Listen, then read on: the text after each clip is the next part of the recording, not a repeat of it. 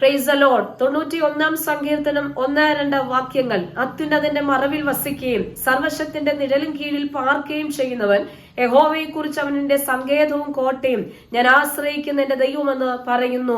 അതേ, ദൈവത്തിൽ ആശ്രയിക്കുന്നവന്റെ ജീവിതത്തിൽ നാശകരമായ മഹാമാരി വന്നാലും വേട്ടക്കാരന്റെ കെണികൾ കടന്നു വന്നാലും അവിടെ നിന്നെല്ലാം വിടുവിക്കുന്ന ഒരു ദൈവമുണ്ട് എന്ന് ഈ പ്രഭാതത്തിൽ ഈ വചനത്തിലൂടെ കർത്താവ് നമ്മോട് സംസാരിക്കുകയാണ്. അഗ്നി പരിശോധനകളുടെ നടുവിലൂടെ കടന്നുപോയ ശദ്രക്, മേശക്, അബേദ്നെഗോ അവരുടെ ജീവിതത്തിൽ അവർ അനുഭവിക്കുന്ന തീയുടെ നടുവിൽ ഇറങ്ങി വന്ന് അവരെ വിടുവിച്ച കർത്താവ് എടുത്തിരിക്കുന്ന തീരുമാനത്തിൽ ഉറച്ചു നിന്ന് ദൈവത്തിൽ ആശ്രയം വെച്ചപ്പോൾ അവരെ ദൈവം ഏറ്റവും അധികമായി വിടുവിപ്പാൻ ഇടയായി തീർന്നു.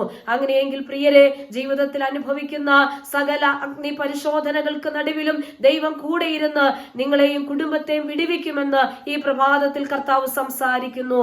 ആകയാൽ ധൈര്യത്തോടെ മുൻപോട്ട് പോകാം, കർത്താവിൽ ആശ്രയം വെക്കാം. എല്ലാവരെയും ദൈവം അനുഗ്രഹിക്കട്ടെ.